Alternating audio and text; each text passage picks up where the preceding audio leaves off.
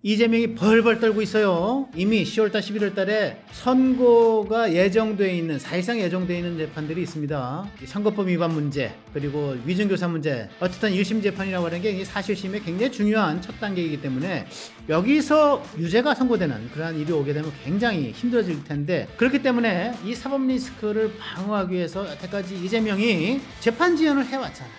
이런 재판 지연에 대해서 조희대 대법원장이 한 말씀 하셨거든요. 신속한 재판에 대한 국민들의 기대가 그 어느 때보다 높은 상황에서 긍정적인 변화의 조짐이 조금씩 나타나고 있습니다. 네, 강조점은 재판 지연 막겠다에 있는 겁니다. 당대표가 사법 리스크 한복판에 있기 때문에 자, 이 신속한 재판이 이루어지면 이 사법 리스크의 이재명 어떻게 될지 모릅니다. 특검을 거부하는 자가 법인이라고 누가 얘기했습니까? 이재명이 얘기합니다. 저는 얘기합니다. 재판을 거부하는 자가 범인이다. 재판을 지연하는 자가 범인이다.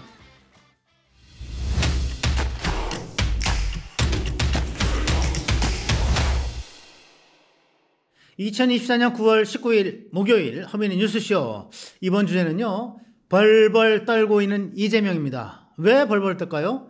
조희대 대법원장이 한 말씀 하셨거든요. 뭐라고 했는지, 그래서 이재명은 왜 벌벌 떠는지 여러분과 함께 나눠보겠습니다. 시작하기 전에 구독, 좋아요, 그리고 알림 설정 꼭 부탁을 드립니다. 네, 이재명이 벌벌 떨고 있어요. 지금 뭐 그렇지 않아도 4개 재판, 7개 사건, 11개 혐의로 재판을 받고 있지 않습니까? 오래됐죠. 뭐 긴 거는 2년 가까이 됐고 뭐 등등 해서 여태까지 와 있는데, 여기서 뭐 이미 10월달, 11월달에 선고가 예정되어 있는, 사실상 예정되어 있는 재판들이 있습니다. 선거법 위반 문제, 그리고 위증교사 문제, 특히 뭐 위증교사 문제는 뭐 워낙이 뭐 사건이 뭐 단순하고 또 증거가 명확해서 이거 빠져나갈 구멍이 힘들다. 1심 재판이긴 합니다. 물론 이재명은 여기 대해서 2심을 또 상소할 것이고 또 상고할 것이고 이래서 3심까지 갈 것이지만, 어쨌든 1심 재판이라고 하는 게 사실심의 굉장히 중요한 첫 단계이기 때문에 여기서 유죄가 선고되는 그러한 일이 오게 되면 굉장히 힘들어질 텐데, 그렇기 때문에 이 사법 리스크를 방어하기 위해서 여태까지 이재명이 재판 지연을 해왔잖아요.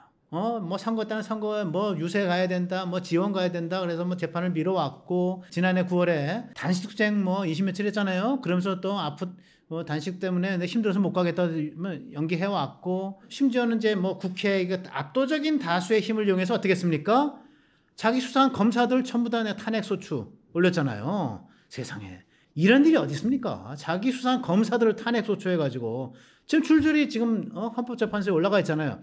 이런 식으로 하니까 수사검사들이 그냥 위축이 되죠. 그러니까 재판이 막 수사가 늦어지고 말이죠. 또 판사는 판사들대로, 아직 판사 탄핵까지는 안 갔지만 이게 나도 탄핵되는 거 아니야? 이러니까 또 재판이 지연되고 위축되고 이런 식으로 지연을 해온 거거든요. 이런 재판 지연에 대해서 누가? 조희대가 누굽니까? 대법원장입니다. 한마디 했거든요. 법원이 신속재판을 위해 노력에 긍정적인 변화가 나타나고 있다, 이렇게 얘기했습니다.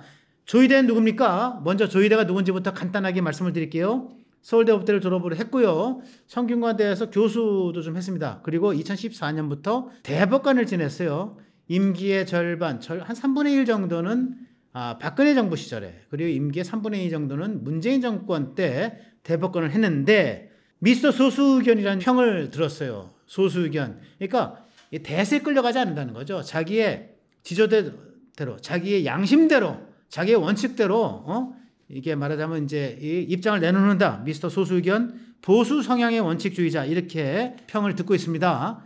일예로 박근혜 국정농단 사건 때 박근혜 전 대통령이죠. 상고심에서 박근혜에게 씌워진 뇌물죄, 이거 성립 안 된다. 소수의견 낸 사람이죠. 이 조희대 대법원장이 언제 뭐라 그랬는지 여러분과 함께 보겠습니다. 네, 13일입니다. 이게 추석 연휴 바로 직전인데요. 대법원 청사에서 뭐가 열렸냐 하면 제10회 대한민국 법원의 날 행사가 열렸습니다. 여기서 이렇게 얘기합니다. 신속한 재판에 대한 국민들의 기대가 그 어느 때보다 높은 상황에서 법원 구성원들이 심기일전하여 업무를 성실히 수행한 덕분에 긍정적인 변화의 조짐이 조금씩 나타나고 있습니다. 신속한 재판 역시 공정한 재판이 전제되어야 함은 너무나도 당연합니다. 불효불굴의 정신과 함께 설령 원하는 결론을 얻지 못한 국민이라 하더라도 마음으로 이해할 수 있도록 결론에 이르는 과정을 충실하게 설명하려는 노력이 반드시 수반되어야 할 것입니다. 네, 강조점은 신속한 재판에 있습니다. 재판 지연 막겠다에 있는 겁니다. 헌법 제27조 3항에 이렇게 기술되어 있습니다. 형사 피고인은 신속한 공개재판을 받을 권리가 있다. 네, 이재명은 어때요? 신속한 재판을 받지 않을 권리가 있습니다. 신속한 재판이 아니라 재판을 지연할 권리가 있는 것 같아요. 근대 법철학자 중에 프랜시스 베이컨, 여러분 영국의 법철학자이고 경험 유물론자라고 얘기하는 프랜시스 베이컨, Justice delayed, justice denied. 재판의 지연은 재판의 거부와 같다. 야, 어쩌면 이재명에 대해서 이렇게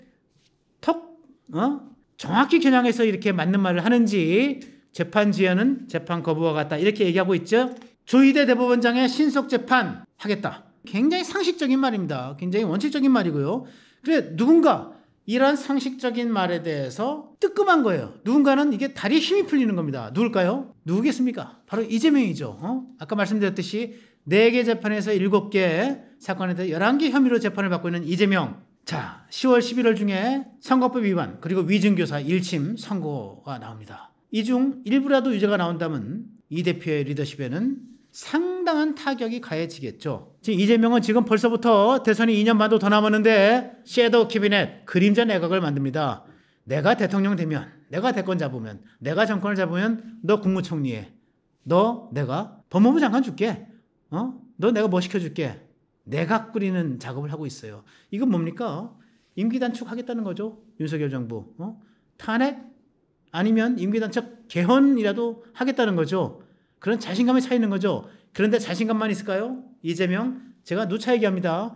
이 세상에서 최소한 대한민국에서 가장 절박한 정치인입니다. 왜? 사법 리스크를 언제 자기가 옥죄할지 모르기 때문에, 언제 사법 리스크 때문에 자기가 도탄에 수렁에 빠질지 모르기 때문에 이걸 벗어나야 하죠. 그러니까 임기 단축을 시켜야 되고 윤석열 정부 때로는 탄핵이라도 시켜야 되는 거예요.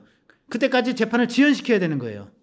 근데 이런 이재명 조희대가 얘기했잖아요. 신속한 재판하도록 하겠다. 국민의 권리를 찾도록 하겠다. 재판의 지연은 재판의 거부와 같다. 당대표가 사법 리스크 한복판에 있기 때문에 자, 이 신속한 재판이 이루어지면 이 사법 리스크의 이재명 어떻게 될지 모릅니다. 특검을 거부하는 자가 법인이라고 누가 얘기했습니까? 이재명이 얘기합니다. 특검을 거부하는 자가 범인이다. 범인이 아닐 테니까 거부하지 않을 걸로 믿습니다. 자, 저는 얘기합니다. 재판을 거부하는 자가 범인이다. 재판을 지연하는 자가 범인이다. 대법원장의 신속한 재판 논리에 벌벌 떠는 이재명, 그 앞날이 어찌 될지 여러분 우리가 두 눈 똑똑히 두고 지켜봐야 할 것입니다.